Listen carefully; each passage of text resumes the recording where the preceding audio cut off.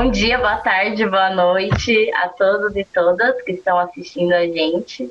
É um prazer enorme estar participando desse debate na Feira Preta, né, que é esse evento de referência na América Latina e que reúne pessoas pretas para se conectarem, né, de diversas formas. Para mim é uma honra estar presente nesse evento. E é uma honra também estar presente com essas mulheres maravilhosas, referências profissionais, intelectuais desse país. Então, fico muito honrada de estar participando.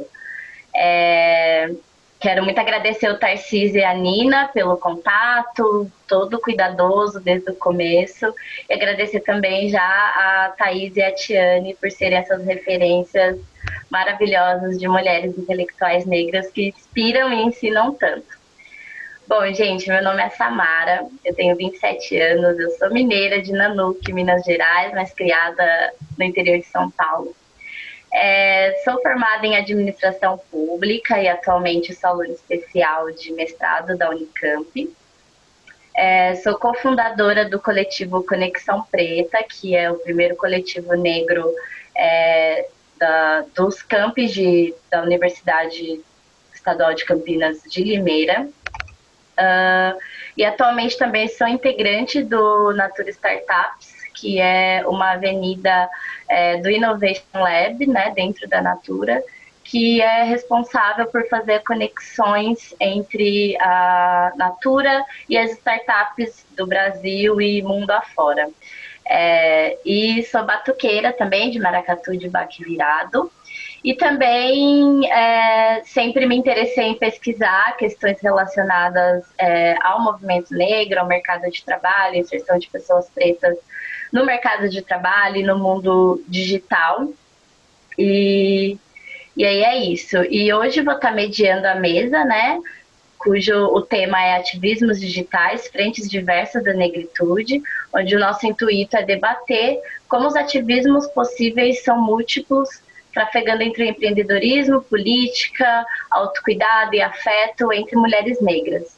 E vou estar debatendo tudo isso com a Thaís Oliveira e a Tiane Neves, que elas podem se apresentar para a gente poder estar abrindo esse debate. Fiquem à vontade. Vamos por ordem alfabética, então.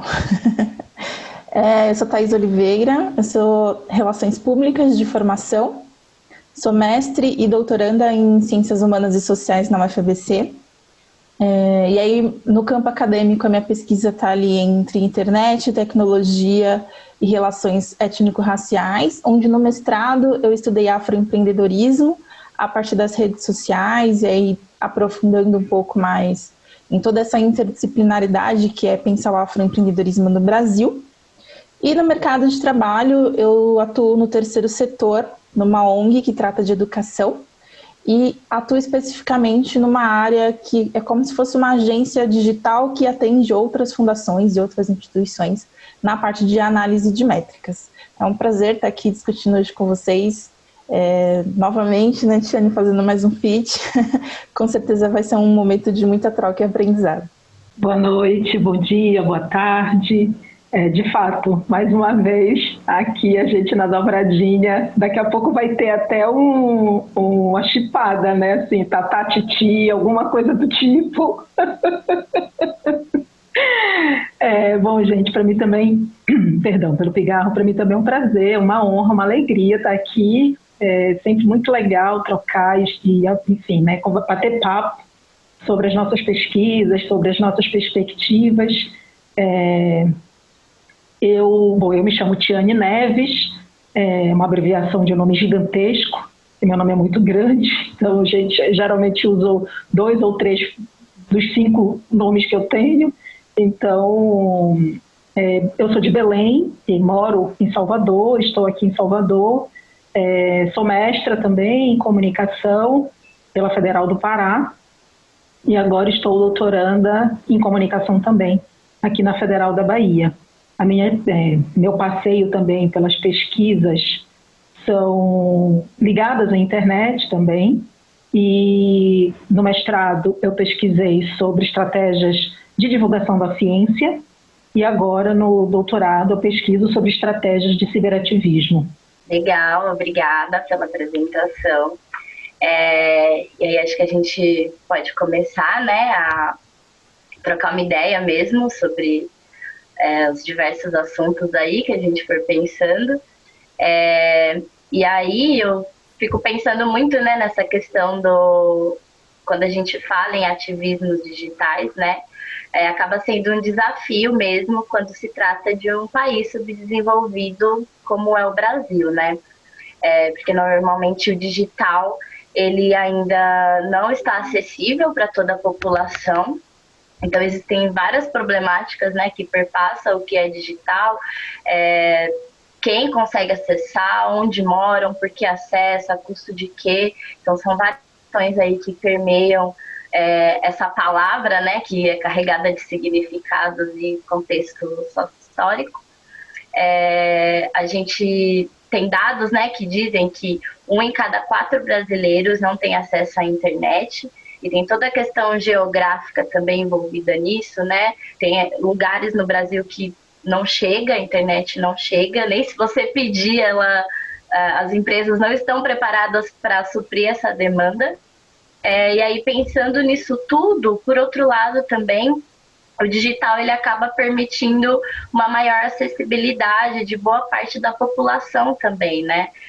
Desde apps por comando de voz, incluindo aí que diversas pessoas consigam acessar mais facilmente os aplicativos e o uso dessa tecnologia, até mesmo a democratização da informação, né? Por quem fornece acaba sendo também mais democrático, né?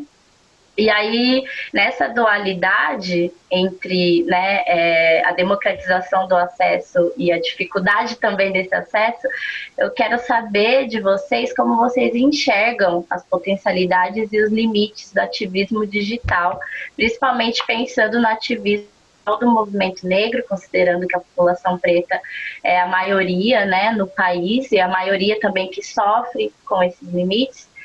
Eu queria que vocês falassem um pouco sobre como vocês enxergam esses limites e potencialidades do ativismo digital. Então, eu acho muito curioso isso, né? É complexo e é contraditório, porque ao mesmo tempo que eu, enquanto indivíduo, Thaís Oliveira, eu sou muito grata por ter tido esse acesso à internet desde a adolescência, e aí, por exemplo, eu não tinha dinheiro para fazer um cursinho para vestibular, mas eu tinha um site lá, o Vestibular 1, que eu acho que ainda existe, ainda hoje existe, e que era um site que eu entrava todo dia para estudar e me preparar para o vestibular. Então, é um tipo de acesso que eu não teria de pagar um cursinho que é tipo, muito caro, era muito caro na época, ainda é muito caro hoje. Ir para o centro de Guarulhos, né? Eu sou de Guarulhos, então ir para o centro de Guarulhos estudar, fazer cursinho de tudo, eu não tinha acesso, mas eu tinha internet na época, era discada, tinha que entrar depois da meia-noite, sábado, fim de semana, etc. Mas era uma internet. Então, e aí toda a minha trajetória profissional também é muito baseado nisso, esse acesso à comunicação digital, à internet muito cedo me fez gostar muito de blogs, por exemplo, que é onde eu aprendi muita coisa, onde eu tive acesso a pessoas, a profissionais referências, onde eu conheci muita gente que hoje é amigo mesmo, assim, de fazer projetos juntos e tudo mais. Então, eu tenho essa plena consciência que dentro de alguns privilégios que eu tive de ter computador e ter internet muito cedo, este ambiente foi extremamente poderoso para a minha formação enquanto pessoa, enquanto profissional, de me entender também como mulher negra, que eu ia lá nas publicações de feministas negras, entender melhor esse debate e tudo mais, né? Mas, ao mesmo tempo, a gente tem essa disparidade gigante que mais da metade dos lares não tem conexão em casa.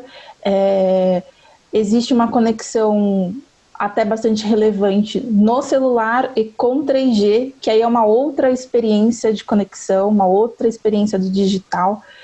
E a gente ultrapassa aquele momento de deslumbre com a internet, com a conexão, em que a gente vai transformar a política, o debate político agora é nas ruas digitais, é nas hashtags, etc. E a gente está entrando, né, já num debate de um olhar um pouco mais preocupado com esse caminho aí sem muita reflexão, sem muita crítica, né? Então a gente está aí discutindo o papel das plataformas, tem toda a questão do discurso de ódio, da desinformação, enfim, diversos problemas que a gente ultrapassa essa visão muito bonita, que a internet é incrível, é maravilhosa, mas que também carrega uma série de problemáticas que a gente tem que ficar atento. E é um meio que precisa que toda a sociedade dialogue sobre ele, né? Não só as plataformas, não só os usuários, mas também o governo, os campos educacionais, as universidades, as escolas, políticas públicas, etc, etc, etc.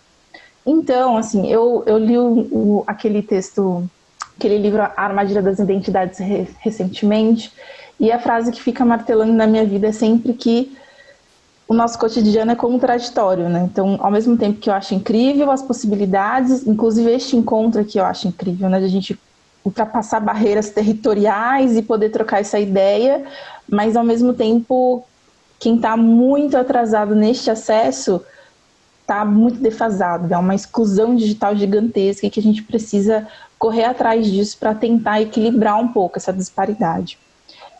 Enfim, hoje eu tenho essa visão dessa contradição, né?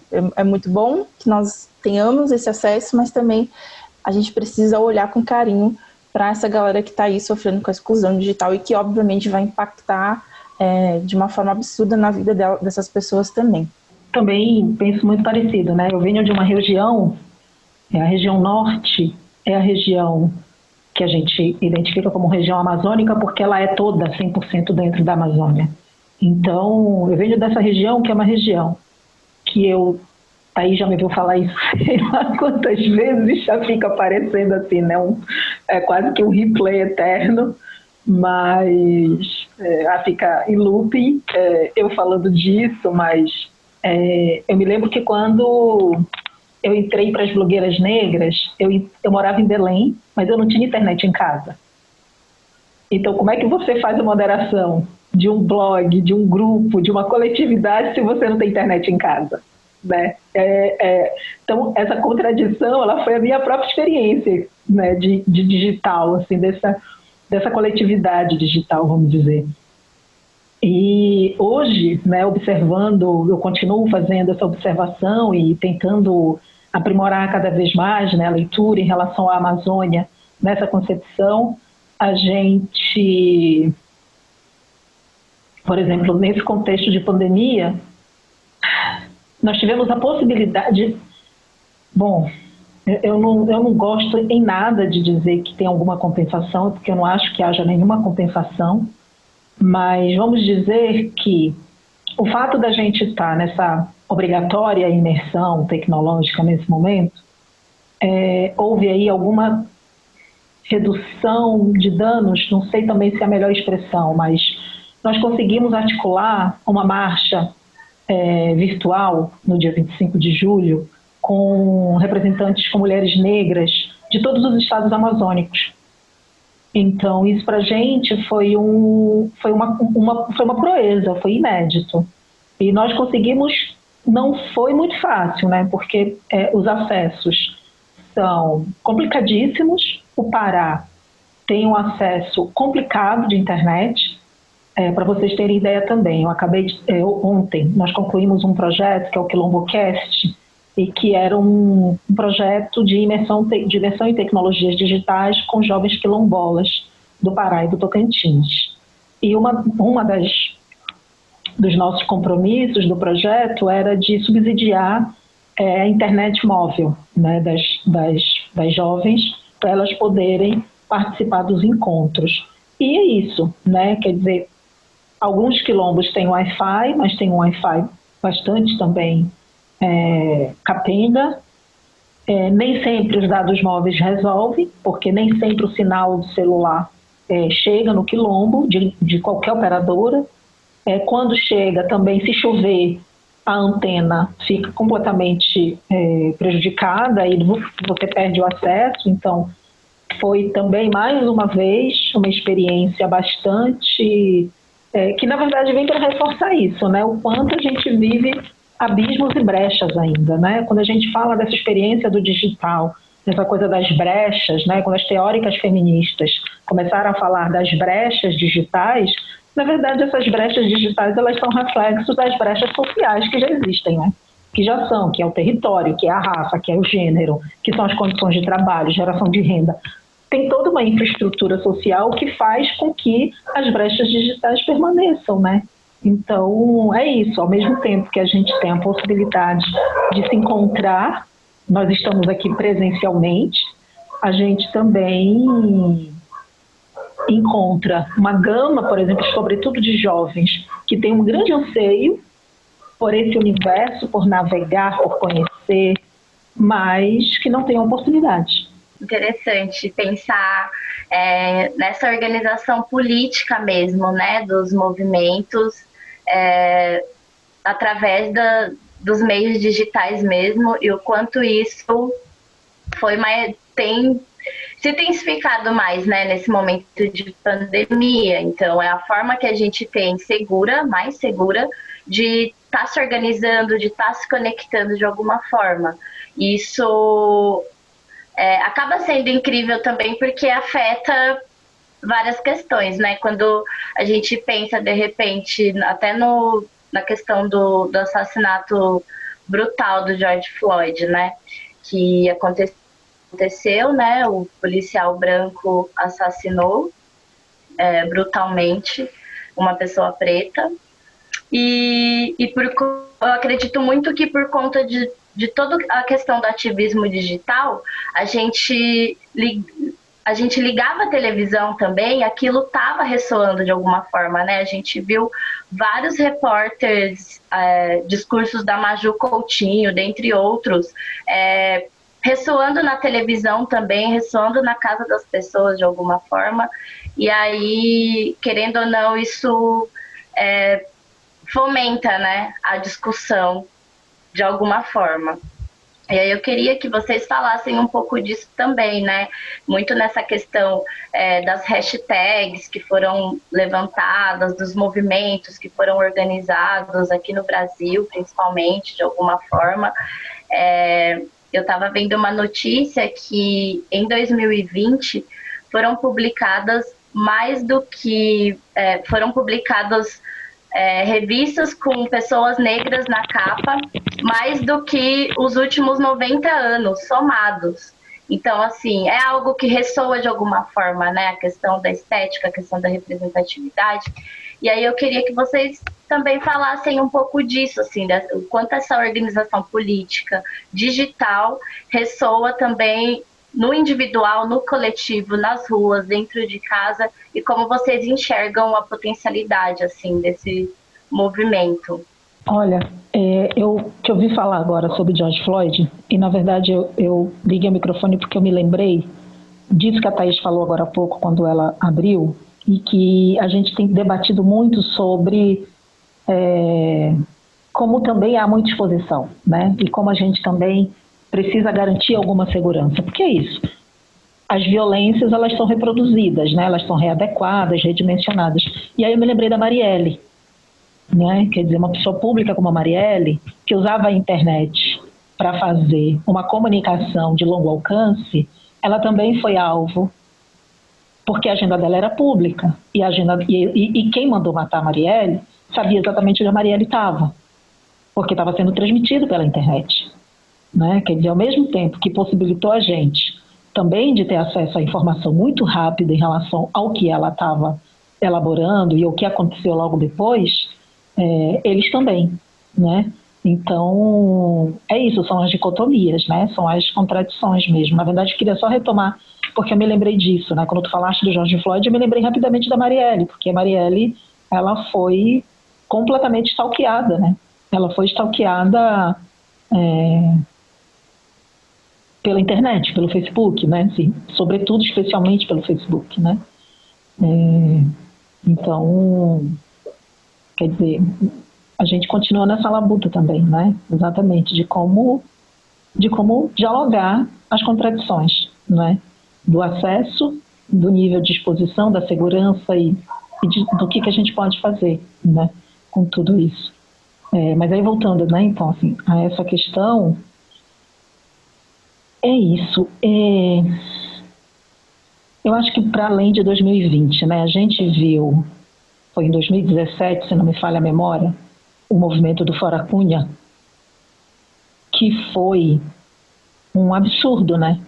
Acho que foi 2015. Gente, me ajuda, vocês são mais jovens. Eu não lembro agora se foi 2015 ou se foi 2017. O Fora Cunha, mas eu tô aí com delay de 2 anos, eu não tô conseguindo lembrar. Mas foram articulações que aconteceram, né? Primeiro nas plataformas, né? Sobretudo foi no Facebook, não é? Começou, obrigada, Thaís, de 2016. Então, isso a gente percebe que esses grandes movimentos, eles vêm criando... eu me lembro quando aconteceu a primeira blogagem coletiva da Mulher Negra, que foi essa blogagem que deu origem às blogueiras negras com a Charo Nunes.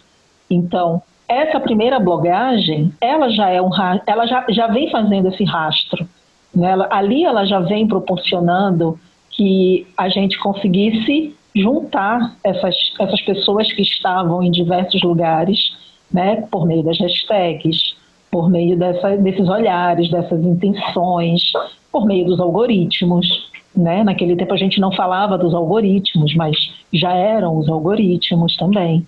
Então isso veio crescendo, né? A gente tem aí uma caminhada que vem se avolumando, e isso é ótimo. Então a gente chega hoje nessa possibilidade de articular estratégias, de pensar estratégias de resistência, sendo nós pessoas que estamos em diversas localidades do país, porque a gente tem acesso à internet, porque a gente conhece, a gente tem esse letramento, não é? A gente tem aí o conhecimento enfim, desse letramento digital, a gente consegue ter essas articulações, e acredito que toda essa questão política, e aí junto com ela a estética, a afetiva, né? A gente tem vários debates que têm sido levantados na internet, né? Pelos movimentos, por todas as camadas do movimento negro, que a gente precisa sempre ressaltar, né? Que a gente não está fazendo a mesma coisa. Né? Nós estamos fazendo coisas diferentes, estamos atuando em várias camadas, né? Em vários níveis, a gente não está todo mundo fazendo igual, a gente está fazendo diferente. Então todas essas ações políticas, elas têm crescido cada vez mais, se avolumado cada vez mais, e a gente consegue, acredito que, se fortalecer também em alguma medida um pouco mais, né? Olha, eu acho que a palavra do dia é realmente contraditória, porque é sempre essa dualidade, né, principalmente nesse aspecto da segurança, pensar que a agenda de uma pessoa pública como a Marielle, e que era uma pessoa que provocava muito, né, a irritação de determinados grupos, deixava ela exposta, né, a essa possível e fatídica violência. Mas eu também, por um outro lado, eu vejo essa exposição como uma forma de se proteger também. A exemplo, eu acompanho muito o pessoal do Rio de Janeiro, Favelas em Luta, Voz das Comunidades e outros movimentos que vão para a linha de frente, vão para protesto, vão dialogar com policiais e tudo mais. Eu vejo uma prática de quando está ali acontecendo uma abordagem que pode se tornar uma violência, eles começam a fazer uma live sobre aquela abordagem. E aí a galera tem muito seguidor no Twitter, muito seguidor no Insta, a galera já fica de olho, já começa a compartilhar e tudo mais. Óbvio que isso não vai ser impedimento, né, para que qualquer outra violência aconteça, mas é uma forma de resguardar, de ter a memória daquilo, de ter uma prova e assim por diante, né? Então, eu vejo essa movimentação como algo bem interessante, estratégico. Uma outra coisa que eu tenho observado também, isso bastante no Raul Santiago, que é lá do Rio também, a tradução dos tweets de denúncia, né? Por exemplo, ele escreve em português, ele escreve em inglês, escreve em espanhol, o mesmo tweet, para que ele tenha mais alcance. Pessoas de outros países consigam ler e entender o que está passando. Isso aqui quando ocorreram esses assassinatos de crianças nesses últimos meses, eu vi essa movimentação bem forte também, né? Então, e essa movimentação, esse alcance, acaba pautando a mídia de massa, que é importante. Porque, por exemplo, eu sempre uso o exemplo da minha mãe, né? Minha mãe, ela assiste Jornal Nacional, mas ela não está no Twitter, ela nem deve saber o que é o Twitter, inclusive.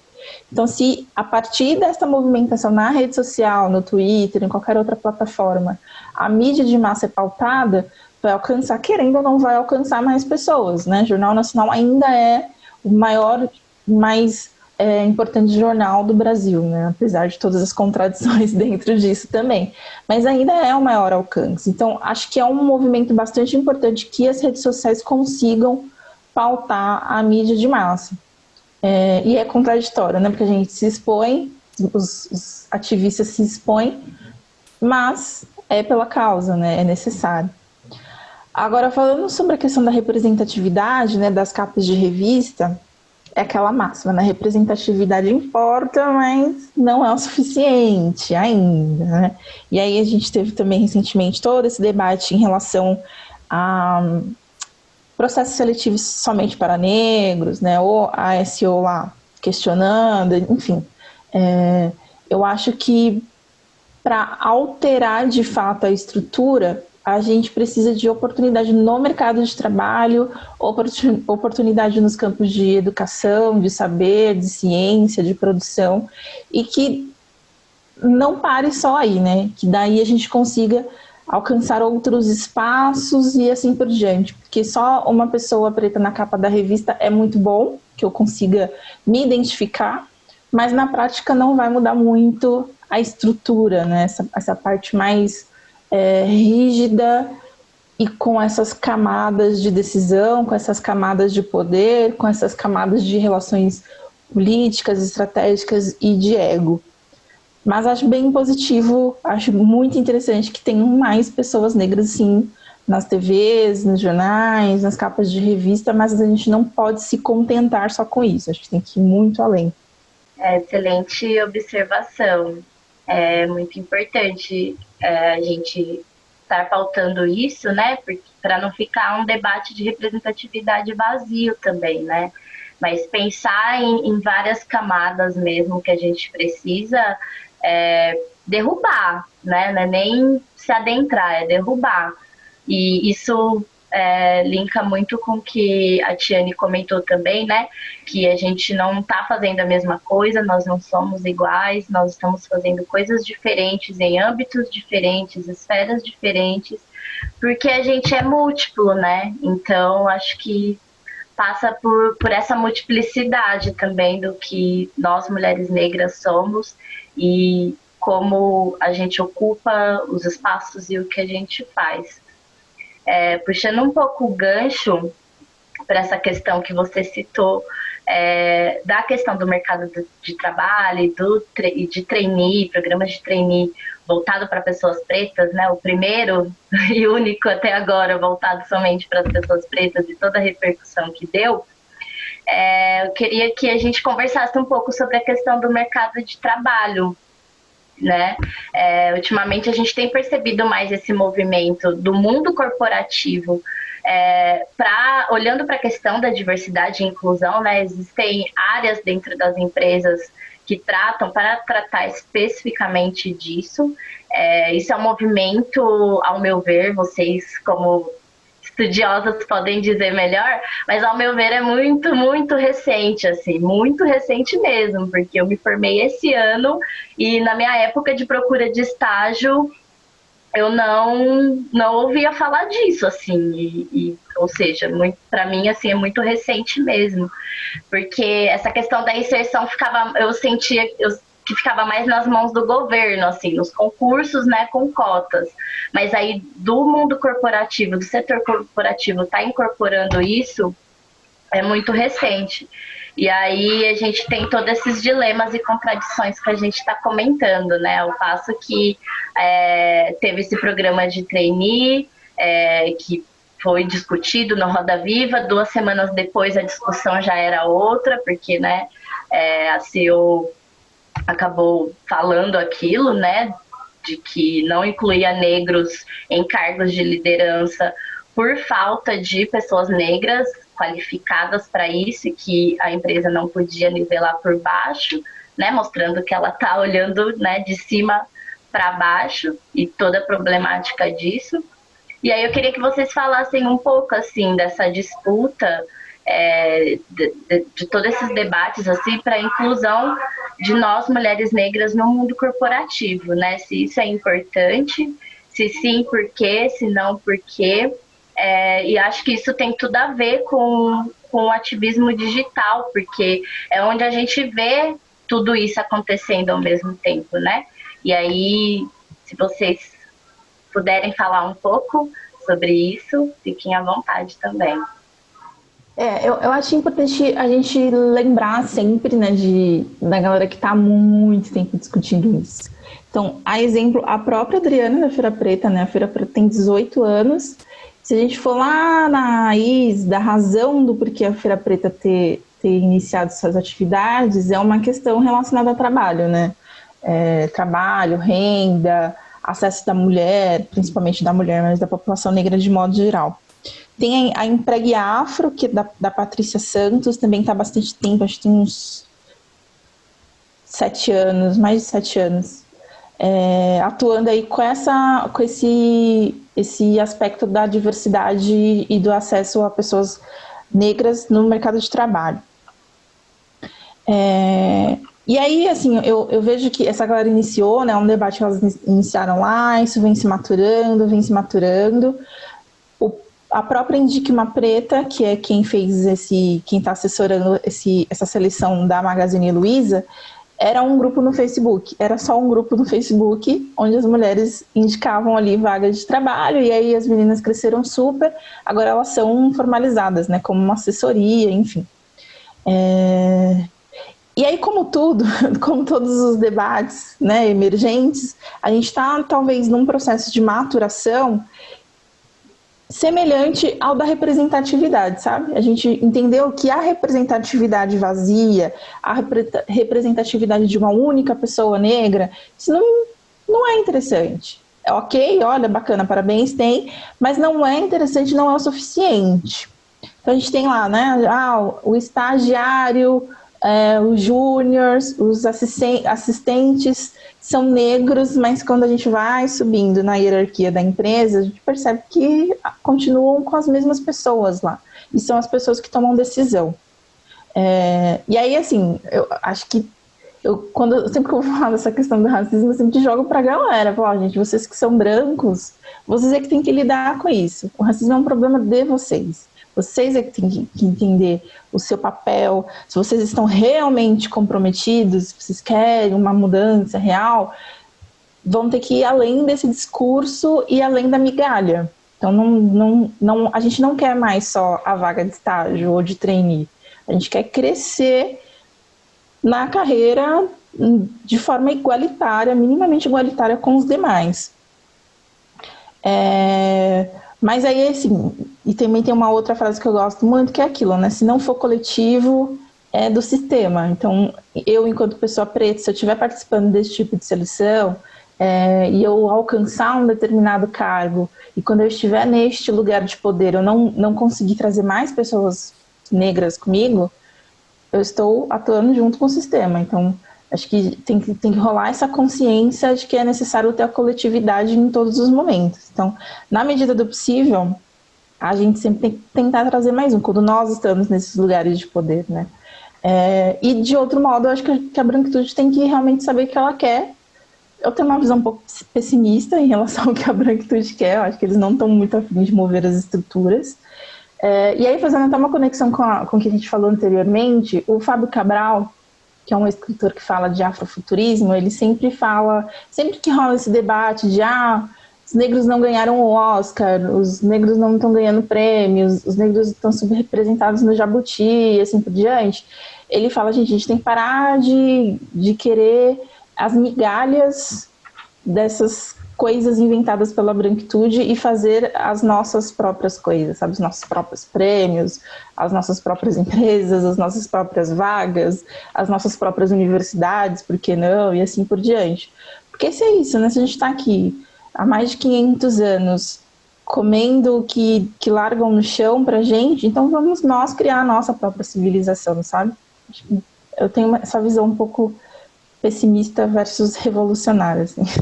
Eu também pactuo dessa visão. Eu estava aqui tentando fazer enquanto o Thaís falava, eu tenho 43 anos, e aí eu fiquei pensando, né? Nossa, Samara falando agora, muito recente, enquanto ela acabou de se formar, enquanto ela estava buscando estágio, ela não vivenciou uma experiência dessa. E eu me lembro que a primeira vez que eu tive uma experiência de seleção para trabalho com 100% de mulheres negras competindo comigo foi aqui em Salvador, em 2017. Era para ocupar um cargo de assessoria de comunicação, como freelancer não, mas não era carteira assinada, era um sistema a gente só precisava estar na ONG uma vez por semana e fazia todo o resto do serviço à distância, remotamente, e a responsabilidade, a obrigatoriedade era de estar lá uma vez por semana. E todas as pessoas que estavam concorrendo àquela vaga, nós éramos todas mulheres e todas negras. Mas, e aí também, indo na base do que Thaís estava contando, esse mesmo lugar, quem estava nas posições de decisão não éramos nós. Né? Assim, as contradições. Né? Porque o racismo ele é tão competente que ele atravessa todas as camadas das nossas experiências e das nossas convivências. Não é? Onde existe uma pessoa branca e essa pessoa branca precisa se relacionar com pessoas negras, o racismo está ali. Ponto. Ele está estruturalmente. Significa que essa pessoa obrigatoriamente é racista? Não sabemos, né? Mas, em alguma medida, vai estar posta essa relação ali, em algum momento, né? Essa coisa pode manifestar. É sempre um risco, né? Porque eu sei, assim, do que a Thaís falou, assim, eu não sei se a branquidade está muito interessada, eu acho que não está interessada, né? Assim, farinha pouca, meu pirão primeiro, né? Então, o que as pessoas brancas, em sua maioria, estruturalmente falando, fazem ainda é isso, né? Então, no mundo do trabalho, eu concordo em absoluto com essa questão da gente ter muito cuidado, da gente não enveredar por um campo liberal, né? De um neoliberalismo, de pensar, poxa, o importante é ter mulheres no topo, o importante é ter pretos no topo, de uma maneira esvaziada, de uma maneira irresponsável, de uma maneira não compromissada, né? Porque eu também sou exatamente, eu sou da mesma escola de que não adianta eu estar lá sozinha. Eu não vou fazer nada sozinha. Eu primeiro não cheguei lá sozinha, né? Existe aí toda uma avalanche de pessoas antes que possibilitaram, que oportunizaram isso. E eu chegar num cargo de gestão, né? Num cargo, num patamar empresarial que seja de comando, e ao meu redor eu continuo reproduzindo a lógica racista, eu também acho que não adiantou de muita coisa. Eu concordo em absoluto, que eu acho que acaba a gente indo por essa coisa de vamos fazer a paridade mulheres e homens, vamos fazer a paridade brancos e negros, e a gente não estabelece uma relação de equidade. Eu acho que a gente precisa pensar nas relações, em como que a gente coloca políticas de equidade, sabe? E aí a gente pode pensar como é que a gente fortalece uma democracia, como é que a gente fortalece um bem viver. E aí, de novo, concordo com a Thaís. Também não sou muito fã dessa coisa da gente ficar disputando. Já fiz a gente, óbvio, muda, né? Isso é ótimo. Já fiz esse festejo também. Hoje não faço mais, porque a gente vai compreendendo, né, como que as coisas não precisam ser. Então eu também hoje não compacto, não sou muito simpática a esse negócio também de, mas que pena, poxa, no Jabuti tem poucos negros. É lógico que tem, né? É lógico, né? Imagina, onde é que nós estamos em massa? Ou é o único lugar que nós estamos em massa? No encarceramento. não é? E no subemprego, na subqualidade de vida. Então, eu penso, quando a gente pensa assim, eu sou, ao mesmo tempo que Thaís fala, eu sou ao mesmo tempo pessimista e revolucionária. Eu sou dessa utopia da ruptura com a ruptura e vamos criar uma nova possibilidade. Como é que a gente cria essa nova possibilidade? Também, acho que só com a coletividade, né? Acho que sozinho a gente não vai para lugar nenhum, a gente não vai mudar nada, né? Então, o mundo do trabalho da mesma forma. A gente quer mudar a infraestrutura racista do mundo do trabalho, que é um mundo associado ao capital, que é um mundo associado ao racismo. A gente só vai fazer isso se a gente se fortalecer coletivamente. Estava batendo de novo o microfone, né? Agora que me lembrei. Tudo bem. Realmente é muito interessante isso que vocês colocam, porque quando vocês citam a questão das migalhas, né, que são jogadas, e aí é aquela questão de tipo, a gente tem tão pouco às vezes, né, que a gente vê uma migalha, a gente, né, e pensando nessa questão de processo seletivo, né, que traz toda essa competitividade, também é muito bizarro, né, pensar que além de ser migalhas, a gente ainda vai estar competindo entre nós, né, entre os nossos, entre mulheres e homens pretos, a tentar almejar aquela vaga ou o que quer que seja. Então também é uma lógica de migalhas mesmo e que a gente precisa estar muito atento, né? Infelizmente, a gente precisa trabalhar para sobreviver, então muitas vezes a gente cai nessas contradições para sobreviver mesmo, mas acho que é muito importante a gente pautar e estar conscientes do que tudo isso de fato significa, né? Que está alicerçando ali essa competitividade entre nós, na tentativa de romper mesmo com a nossa coletividade, né? Porque é a gente competindo para pegar uma migalha, e isso é muito bizarro mesmo. E aí eu fiquei pensando também bastante nessa questão do mundo do trabalho, né, e de tática de sobrevivência. Me veio muito as questões assim do afroempreendedorismo, né? Quando eu me interesso assim pela palavra, assim, por pesquisar coisas sobre faz um tempo. Na faculdade que eu estudei, era o campus da Unicamp que mais tem, o campus da Unicamp que mais tem, esqueci a palavra, não é movimento estudantil,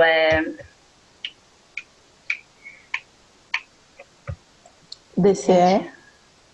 Eu esqueci a palavra. Não é desse centro acadêmico, diretório acadêmico, centro acadêmico. Então, mas é empresa júnior, todas essas coisas. Incubadora. Como que chama isso? Incubadora? Não. A gente é júnior. Não lembro. Laboratório, acelerador. Organizações, no geral. Organizações estudantis. É o campus da Unicamp que mais tem organizações estudantis, tem tipo umas 30. E fomenta muito essa ideia de inovação, tecnologia, mercado de trabalho, empreendedorismo. Então vamos empreender, espírito líder, e empreendedor nato, e não sei o que lá. Então, ele sempre, isso é muito forte, assim, você chega na calorada, os estandes dessas organizações, assim, estão gritando, assim, principalmente para as pessoas brancas que chegam, né, porque a gente sabe quando a gente chega nesses espaços, como que, né, muitas vezes a gente é recebido. Mas, enfim, por fomentar muito esse debate, eu ficava pensando, caramba, a galera da minha quebrada empreende de uma forma muito diferente do que esse povo tá falando aqui. Não é assim que funciona, né? São pessoas que, tipo, têm suas técnicas e suas táticas de sobrevivência e colocam isso em prática, mas é muito diferente do que essa galera tá groselhando aqui dentro da universidade. Beleza, quero entender isso. Esse foi um ponto. Aí o segundo ponto foi quem está disposto a caminhar comigo, né? Quem está disposto a me orientar sobre essa temática. E foi uma outra coisa muito louca, assim, né? Porque o termo afroempreendedorismo parece que assusta, né? Assusta quem é liberal, mas assusta também a galera mais progressista, assim, porque não, o empreendedorismo tá dentro dessa lógica liberal, capitalista, não quero, não vou.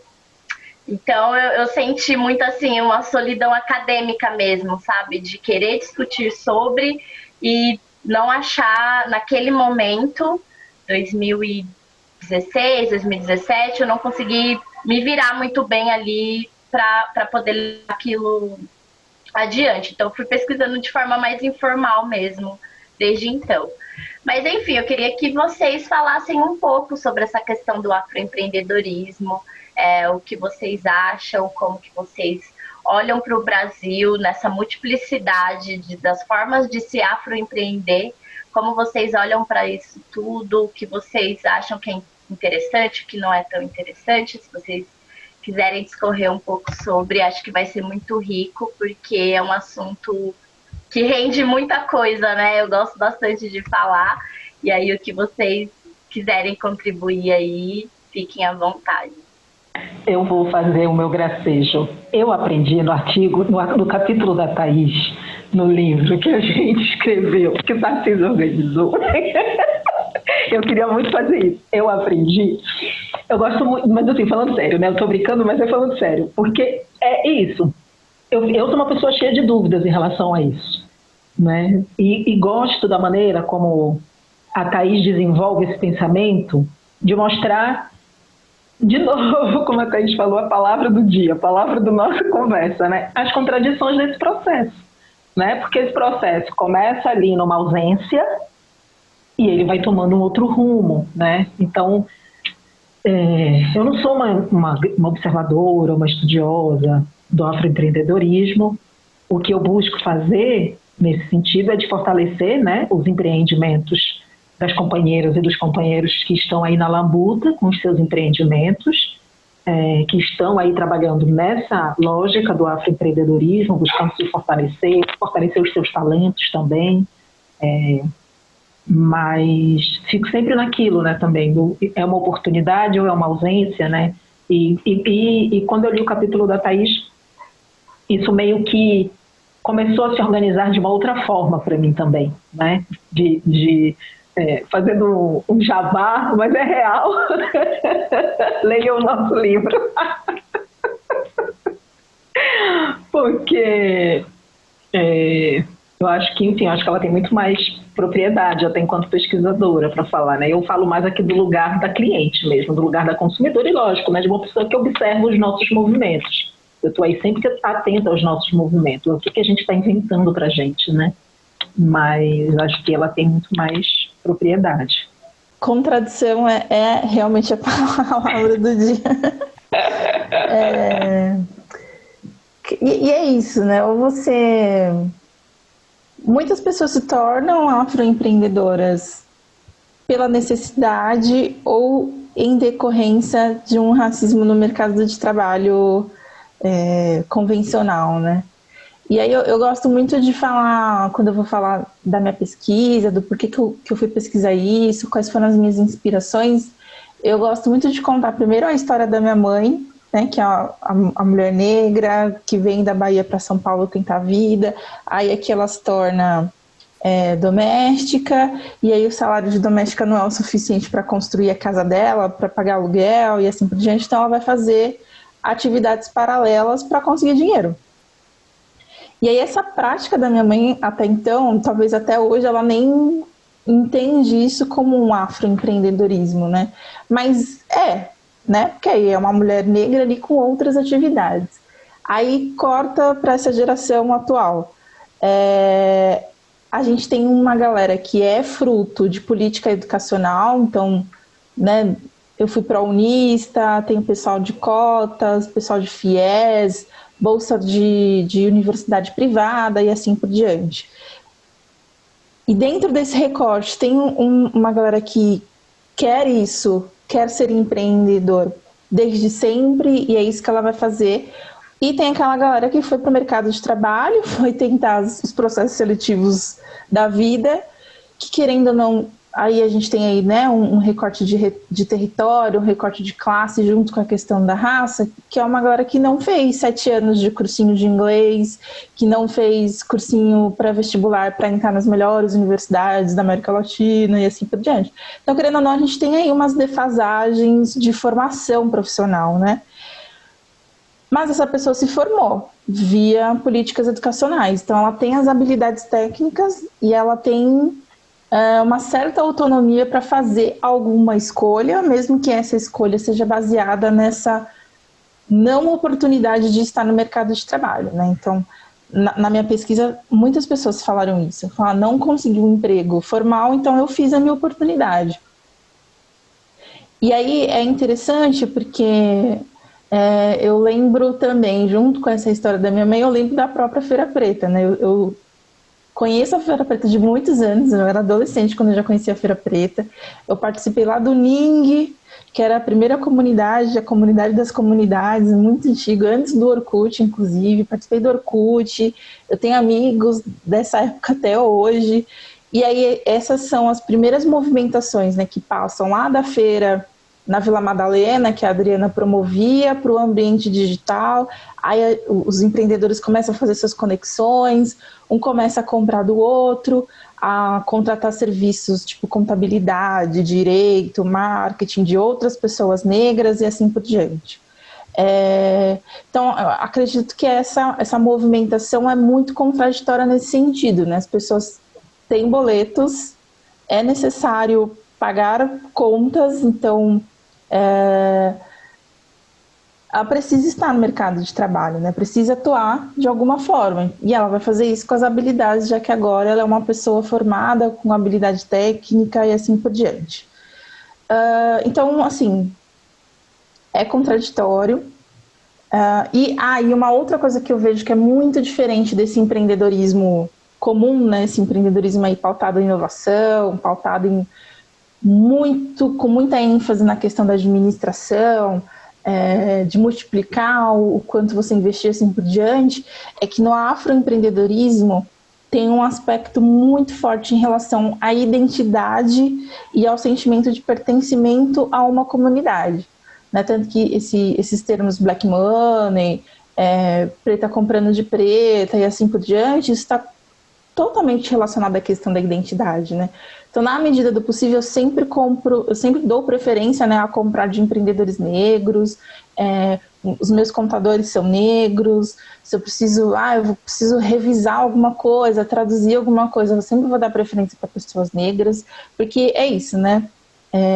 De novo, né, se não for o coletivo, é do sistema. Então, já que a gente precisa estar inserido neste contexto de lidar com o capitalismo, lidar com essa estrutura, lidar com esse sistema, pelo menos que seja com esse aspecto de redução de danos, um pouquinho de redução de danos, e melhorando aí, consumindo os produtos e os serviços dos nossos, né?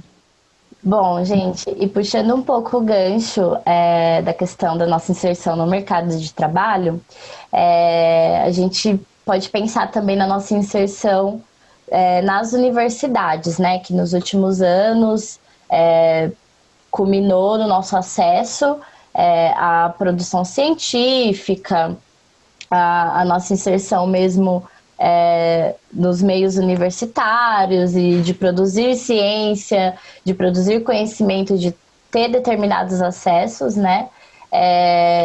Eu digo nos últimos anos porque cada vez mais tem se aumentado, né, a inserção de pessoas negras nas universidades, né? Isso, obviamente, sem querer romantizar, porque não é um processo simples, fácil, nem para entrar, nem para briga pelas cotas, né? Porque cada vez que precisa ter cotas, cada vez que as cotas são pautadas na universidade, é na base da greve, é na base da porrada, é na base do enfrentamento. Então, não é um processo simples de se passar. E quando a gente entra na universidade também, não é um momento tão tranquilo, né? Porque a gente entra, mas aí a gente precisa permanecer, a gente precisa entender as linguagens que muitas vezes são tão diferentes, né, e complexas para o que a gente está habituada, e mudar a nossa postura também, readequar a nossa linguagem, enfim. É um processo bastante maçante, mas aí a gente muitas vezes fura essa bolha, né, quebra esse muro da universidade, e passa por cima dessas barreiras de várias formas, né?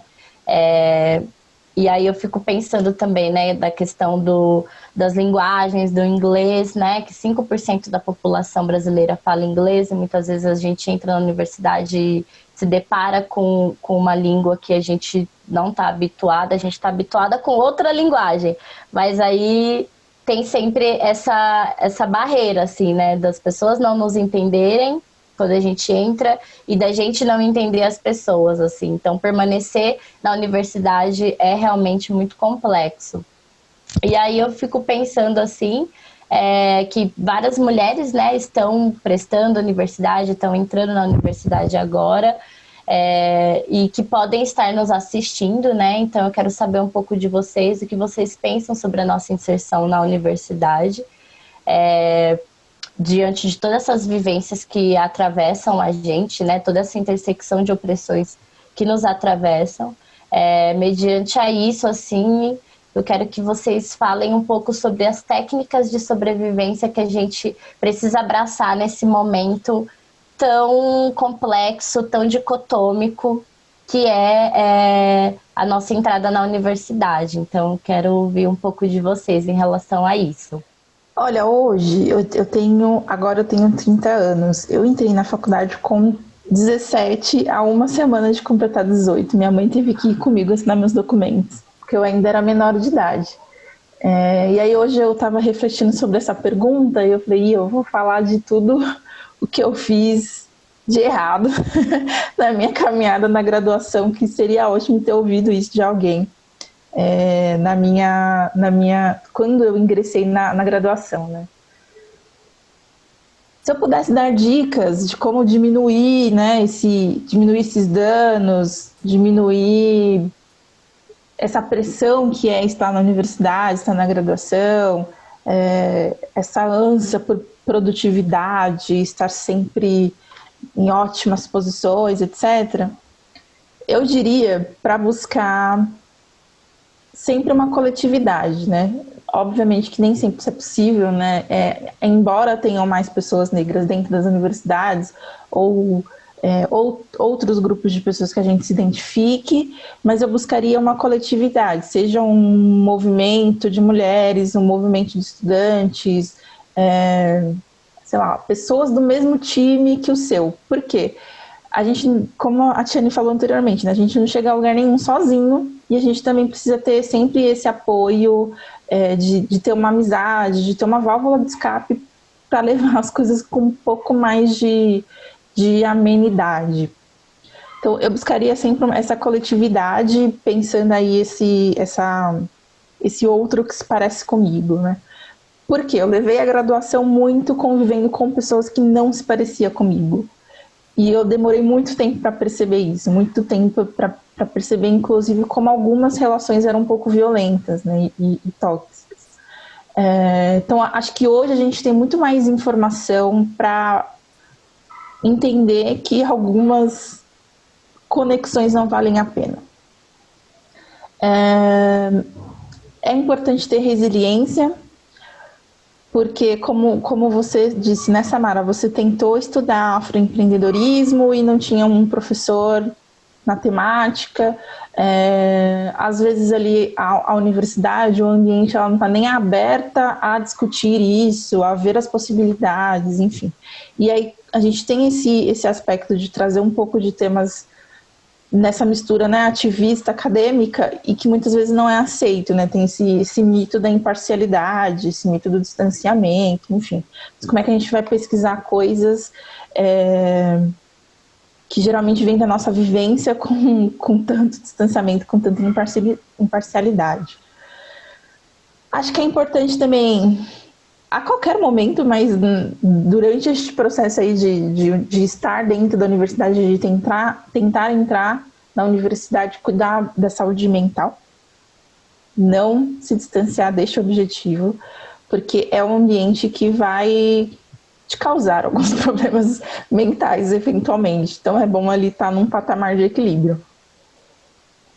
Já pensando no aspecto técnico, a universidade ela é uma parte bem pequena, inclusive, da sua formação profissional, da sua formação pessoal. Então, é importante aprender coisas que a universidade ainda não ensina com uma obrigatoriedade, sabe? Então, por exemplo, tem diversos grupos, coletivos, movimentos que vão ensinar coisas de forma coletiva, gratuita. Por exemplo, eu quero aprender a programar. Tem Minas Programam, tem Programaria, já tem uma galera gigantesca, Perifacode, enfim. Tem esses grupos. Eu tenho um colega que acabou de fazer um curso de conteúdo, de UX Design, enfim.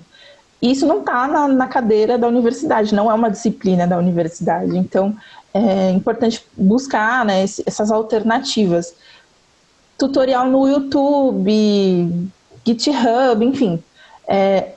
Aproveitando essa contrariedade que é a internet, na internet tem muito conteúdo bom, muitíssimos conteúdos bons, que a gente pode aprender milhares de coisas. Então, ter essa consciência de que a universidade ela não vai nos preparar 100% para o mercado ou para a academia. E além disso, além dessas expectativas, até porque, né, a gente lembra lá da dona Ana, que sempre falou para a gente que a gente tem que ser 10 vezes melhor, né? Então, vamos encontrar essas alternativas para ser melhor.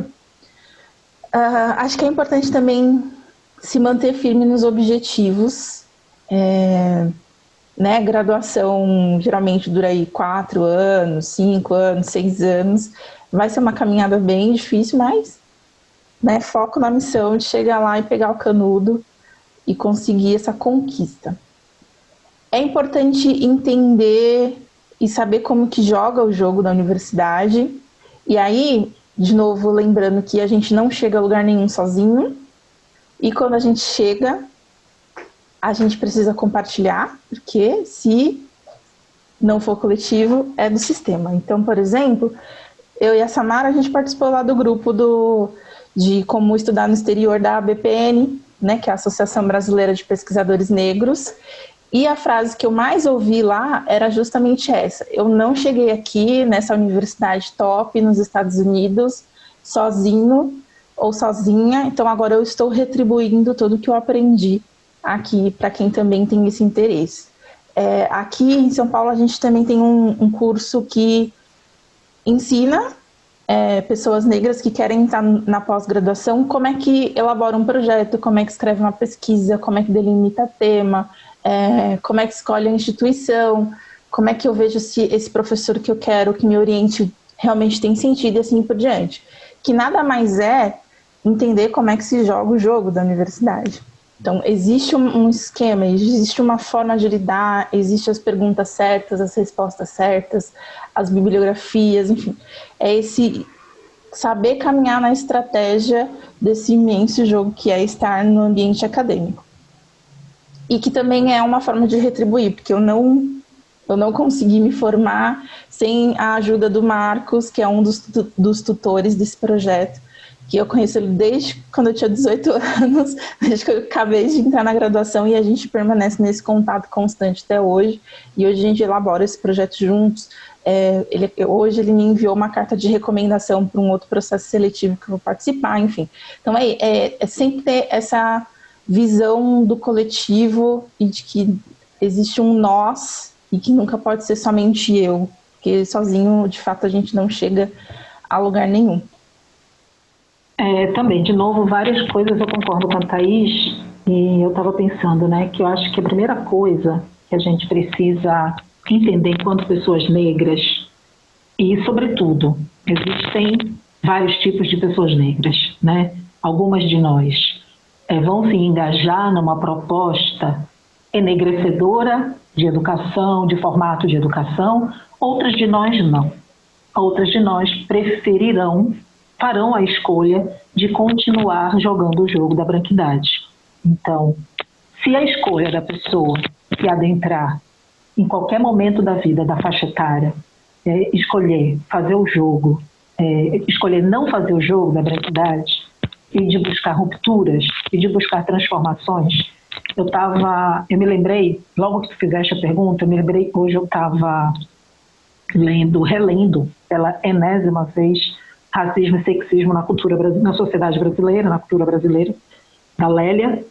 E aquele trecho inicial, ele é a universidade, né? Então, para quem ainda não tiver lido Racismo e Sexismo, da Lélia Gonzalez, ela introduz a leitura falando de uma cena, de um banquete. E aquele banquete é um banquete formado por pessoas brancas que sentam na mesa e as pessoas negras que ficam alheias, que ficam marginalizadas. Assim é a universidade. A universidade quer ainda, por mais que a gente tenha política de cotas, como a Samara falou, e aí a gente tenha em algumas, as políticas de permanência, porque nem em todas, e às vezes mesmo as políticas de permanência também são extremamente adoecedoras, porque também são arrancadas, né, com muita luta e muito choro e muito desgaste emocional.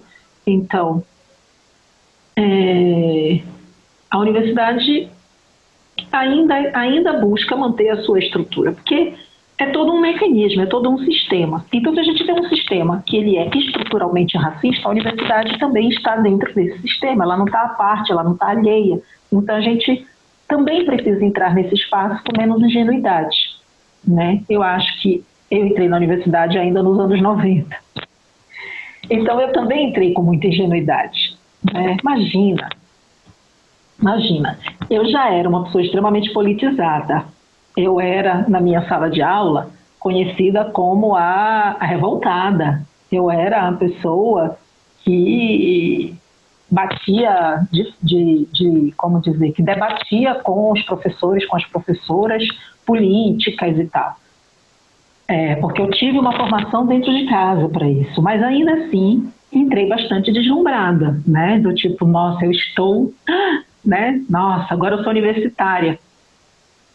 A gente continua tendo que lutar, né? A gente continua, eu estou no doutorado com 43 anos e eu continuo convivendo com os racismos em todas as suas esferas, nas microagressões, nas cordialidades e na violência do xingamento. Então, a gente vai conviver com isso o tempo inteiro. O que é super importante é você decidir o que lado você está. O que você quer para você? Você quer construir alianças de fortalecimento? Então, busque exatamente o que a Thaís falou agora. Se você quer construir alianças e essas alianças sejam para a sua história de vida, busque pessoas que estejam nos mesmos interesses e nos mesmos moldes, grupos e coletividades que estejam com os mesmos focos. Se não, se a pessoa só está interessada em si, em seu diploma, em seu sustento, ela vai continuar seguindo o que está lá, o que está posto lá dentro. Uma coisa que é preciso saber, que para quem vai fazer o enfrentamento, a ciência não é neutra. Conhecimento nenhum é neutro. Então, o seu afroempreendedorismo, como a Samara passou pelo que passou, e que várias pessoas passam, ele não é um conhecimento parcial sozinho, porque todo conhecimento é parcial, né? Eu já contei essa história também várias vezes. Quando eu entrei no doutorado, na entrevista de seleção, um dos entrevistadores da banca comentou: então quer dizer que a sua tese é uma autobiografia sua e das suas amigas?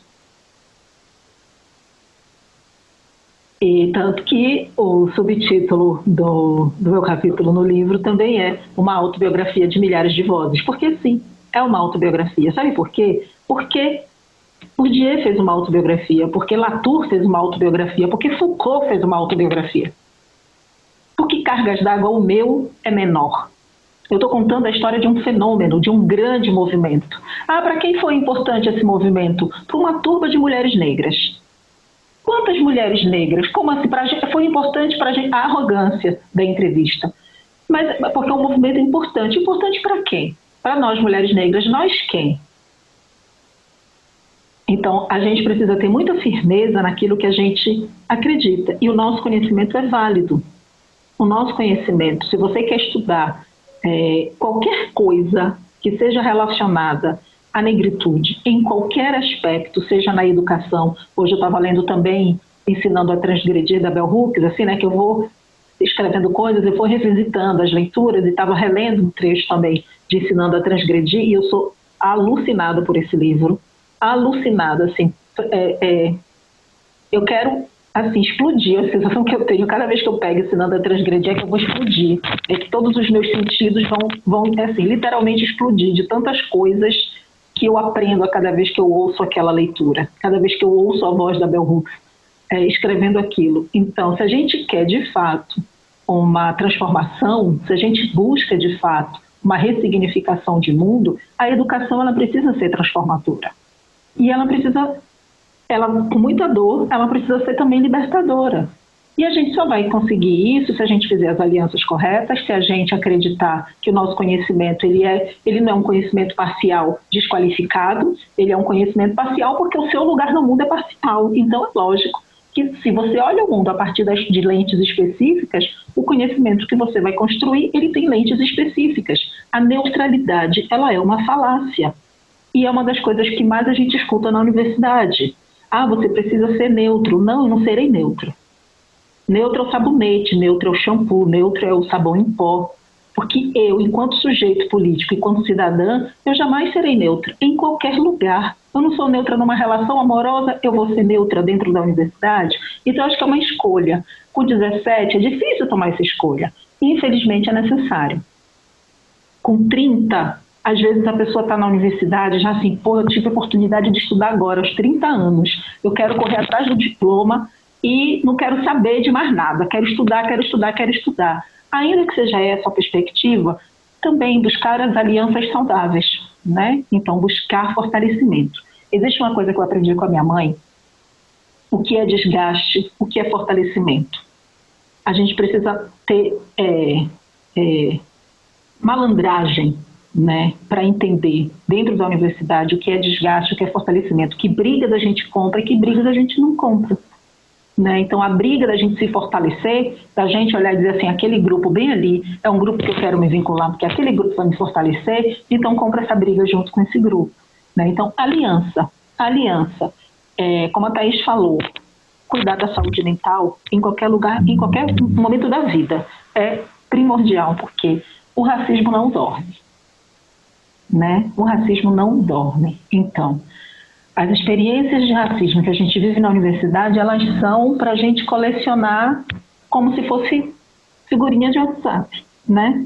Então, a gente vai ter histórias, a gente vai nas experiências de iniciação científica, nas experiências de central de estágio, nas experiências dentro da universidade. Se você, por exemplo, uma garota aqui na UFBA, na graduação, queria escrever um TCC sobre mulherismo africana. Direcionaram a coitada da estudante para uma professora feminista branca. E a professora feminista branca celebrou. Nossa, eu vou orientar um trabalho sobre o mulherismo africano. Eu falei assim, essa moça vai acabar com a saúde mental dessa garota. Porque o feminismo e o mulherismo africano, eles têm as divergências que a gente tem entre mulheres negras. Você imagina uma mulher branca que é feminista, ela não vai nem saber por onde passa o mulherismo africano. Ela não vai entender, ela vai fazer um processo de colonização do juízo da garota. Porque ela vai discordar de tudo aquilo que o mulherismo africano traz enquanto filosofia. Porque ela não alcança essa compreensão, não vai alcançar. Cadê outras Catilcias Ribeiros que possam orientar essa garota? Então essa é uma outra luta que a gente precisa fazer. Que a gente permita que os nossos estudantes existam e que esses estudantes virem docentes.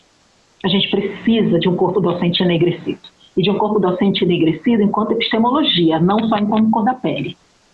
A gente também precisa que a educação para ser transformadora, para ser uma Bell Hooks, para a gente olhar e dizer assim, caramba, a gente, né, pode fazer com que mais Thaíses surjam, com que mais Samaras surjam, com mais Ninas surjam, que pessoas tão jovens e já tão, com sua postura político-científica já tão consolidada. A gente precisa também de um corpo docente que fortaleçam essas pessoas. Então, inclusive vocês aqui, por favor, sejam docentes também. Porque só por meio de uma docência também, e eu acredito que, talvez porque dentro da minha casa eu aprendi nesse modelo de... A educação é quem pode fazer esse processo de transformação da gente enquanto sujeitas e da gente enquanto coletividade, enquanto nação, vamos dizer assim, né? Então, eu acho que a educação tem essa potência, mas ela só pode ter essa potência se ela está disposta realmente a promover rupturas, né? E aí é uma outra perspectiva também de utopia, né? A gente pensar que a gente precisa romper o que está lá dentro e não se acomodar. E não virar e dizer assim, mas aquela pessoa negra é problemática demais, aqui não é o lugar dela. Mas que aquela pessoa trans é problemática, tudo ela reclama, aqui não é o lugar dela. Ela vai reclamar sim, ela tem que reclamar. Porque nada tá dado, né? Aquela pessoa está ali com a base, sim, de me dar que é meu, né? Me dar que eu tenho direito. Então, a universidade, o acesso à universidade, sobretudo para a juventude negra, né? Para as meninas, para as jovens negras, para os jovens negros, eu penso que a gente que, né, hoje, eu que estou no doutorado, Thaís que está no doutorado, pessoas que daqui a pouquinho estarão fazendo concursos, a gente precisa lutar. Agora, o nosso momento é de lutar pelas nossas inserções nessas faculdades, né, sobretudo nas universidades públicas, federais, estaduais, porque esses alunos precisaram da gente como a gente precisou e nós não tivemos como fala, esse anteparo, esse acolhimento, né? E essas pessoas vão precisar, porque senão não vai. A política de cotas vai possibilitar o acesso, mas esses alunos, esses estudantes estarão adoecidos lá dentro, porque o racismo não vai dar folga nunca. Então a gente precisa também agora lutar para que a gente tenha essa inserção, né? Que nós sejamos professores que estejamos lá dentro, que a gente tenha aí política de cota para entrar nas universidades, na docência das universidades, em todas as esferas, na graduação, na pós-graduação, em todos os lugares, né? Enfim, tem muita coisa, né, que a vivência na universidade, a gente precisa ter essas estratégias, acreditar que as rupturas são possíveis, que as alianças são necessárias e que cuidar de si também é uma estratégia de sobrevivência, né? A Nina dando cola aqui pra gente. É isso, amores. Falei demais, meu Deus. Chega. Foi. Oh, gente, incrível. Acho que do mesmo jeito que a palavra do dia dicotomia, acho que coletividade também, né? Pra gente celebrar aí essa possibilidade da gente se conectar mesmo e se organizar politicamente e se amar e lutar mesmo, né? É muito louco, porque quando a gente pensa em todo esse caminho da universidade, do acesso a esse mundo científico, né? E quando a Tiane comentou sobre a ingenuidade, quando ela entrou na universidade, da ingenuidade, tudo isso, na verdade, que vocês falaram, né? O quanto isso é muito parecido com o que eu passei também, né? Eu fui entrar na universidade pública porque um amigo daqui do meu bairro também estava fazendo, e aí ele trocou uma ideia comigo, ele ia sempre conversando comigo, ele me entregou um papelzinho, quando eu estava no terceiro ano do ensino médio, me entregou um papelzinho e falou, vai nesse endereço porque tem cursinho popular. Sabe o que é cursinho popular? Você vai se preparar para a universidade pública e você não vai pagar por isso. Então vai lá. Eu, tá bom, né? Fui. Na época, tipo, não tinha WhatsApp, eu não tinha nada que eu pudesse buscar o que era cursinho popular. Cheguei no cursinho e aí tudo foi se transformando, assim, uma coisa vai ligando na outra, né? Porque foi no cursinho que eu ouvi falar de educação popular, foi no cursinho que eu ouvi falar de feminismo. Até então, eu não sabia o que era isso. Então, quando eu entrei na universidade, apesar de ter sido muito ingênua, eu também estava com o meu olhar um pouco mais apurado, assim, né, para prestar atenção em determinadas coisas, porque no cursinho eu já tinha passado ali por vários debates que para mim foram importantíssimos. Eu lembro que eu fui conhecer mais do feminismo por causa do Facebook mesmo, grupos de Facebook, páginas de Facebook. Isso, assim, eu vi no cursinho, né, e aí fui buscar no Facebook. Era a ferramenta que eu tinha, assim, na época.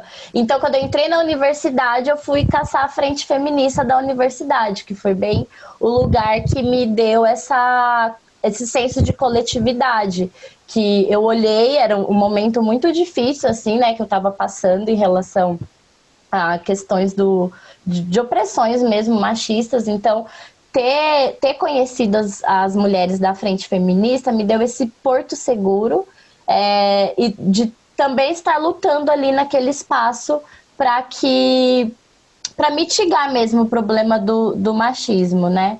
Então, é muito importante, assim, o que vocês falaram sobre ter firmeza do que a gente quer pesquisar, do que a gente se interessa, do que a gente acha que é importante mesmo, realmente, se a gente estiver na solidão, fica difícil ter essa firmeza, né? Então, quando a gente se conecta, quando a gente está em coletivo, a nossa autoestima também se alimenta, né? Uma vai alimentando a outra, um vai puxando o outro, então a gente consegue ter mais firmeza também para se posicionar, para entender o que é importante. Por muito tempo, eu achava que pesquisar sobre afroempreendedorismo não era importante, assim. Era uma sabotagem, né? É um tema muito fútil, né? Nosso povo tá morrendo, eu preciso pensar em outras coisas. Para que eu vou pensar em afroempreendedorismo? Só que aquilo ainda assim não saía da minha cabeça, né? Então, quando a gente se organizou, né, como Coletivo Negro em 2018, que foi assim, quando o coletivo se originou, eu percebo que foi gritante, assim, o quanto eu me voltei para esse tema, né? E aí, por quê? Porque eu estava entre pessoas que entendiam o que eu estava falando, né? E que abraçavam isso também. Então, essa questão da solidão, de não estar só e de andar em coletivo, né? É algo que transforma, assim, individualmente e coletivamente, com certeza, né? Acho que tudo isso é muito importante, assim. E aí a gente questiona também, né, essas tecnologias hegemônicas, esse discurso hegemônico da intelectualidade branca. Dentro da sala de aula é muito difícil a gente questionar as coisas sozinha, né? Parece que a gente é louca, né? Você vai falar, você vai questionar com um professor de economia brasileira, passa pela questão do período escravocrata, assim, como se isso não tivesse nada a ver com o buraco do subdesenvolvimento que a gente está agora, é bizarro. Então, questionar isso sozinha é muito mais difícil, né? Então, tudo isso que vocês falaram, assim, eu me sinto bastante também abraçada e acolhida, porque fez parte também da minha trajetória, mas é por isso que a gente, né, tá nessa luta, para que outras pessoas não passem por isso, né? É extremamente importante para se manter vivas mesmo, né? Quantos dos nossos desistem da universidade, desistem dos seus sonhos, de várias outras coisas, por não terem essa conexão, né? Por não estarem em coletivo.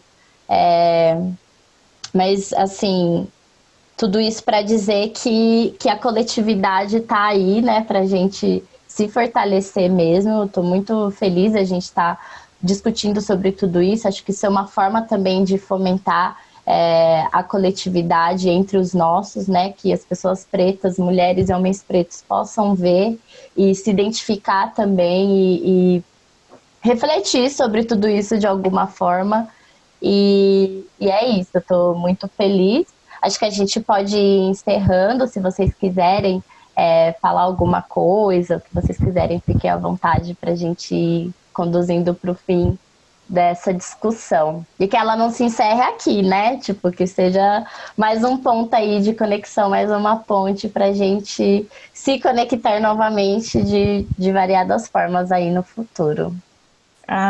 Tô bem feliz aqui com a nossa conversa, acho que foi muito legal, muito aprendizado, muita discussão interessantíssima.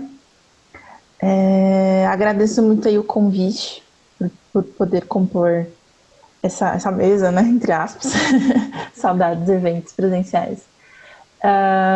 Enfim, e aí eu sou uma super admiradora da Feira Preta, da Adriana, acho a história genial, inclusive né, inspiração aí para minha pesquisa de mestrado, e desejo vida longa aí à Feira Preta. Espero que venham mais 18 anos, e depois mais 18, depois mais 18, com esse trabalho coletivo, né, que é muito importante para tanta gente. E é isso, eu agradeço muito aí o papo de vocês, com vocês, Excelente troca e espero que quem acompanhar, quem assistir, consiga captar um pouquinho dessa energia boa aí que rolou aqui agora. E eu quero agradecer imensamente, eu fico sempre muito, muito, assim, também, nossa, imensamente grata pelas oportunidades de encontro, de troca, também, assim, nossa, ô vacina, ô gente, por favor, né, trabalhem aí, ciência porque também, saudades, aglomeração, sem medo, né? Assim, saudade dos eventos, saudade, né? Então, eu estava doida para ir lá em São Paulo, ver minha família, ver, enfim, algumas pessoas, também não consegui chegar em Belém, enfim, né? Então, tomara que logo seja possível a gente se encontrar, a gente se reencontrar nos congressos, nos eventos. Também espero que a Feira Preta alcance aí sua, sei lá, centésima edição, que sabe que daqui muitas gerações a Feira Preta continue sendo uma referência, continue sendo um fortalecedor, né? uma estrutura fortalecedora de tudo junto, né? De combate, de proposta, de várias coisas juntas que eu acho que são reunidas dentro da perspectiva da Feira Preta. E muito obrigada por vocês, muito obrigada também pela oportunidade da troca. Maravilhoso sempre, né, dividir os espaços contigo. Tamara, espero que a gente se encontre várias vezes também. Espero que essa seja a primeira de inumerosas. Nina, que está aí nos bastidores, beijo imenso, também super obrigada. Espero que muito em breve a gente também consiga se encontrar mais vezes, e que seja presencialmente, né? Que seja pessoalmente, para a gente sentir também as nossas energias ao vivo. Muito, muito, muito, muito obrigada pelo convite, gente. Mas é isso, gente. Acho que a gente, né, tá encerrando com brilho nos olhos, sorriso no rosto, isso é que importa.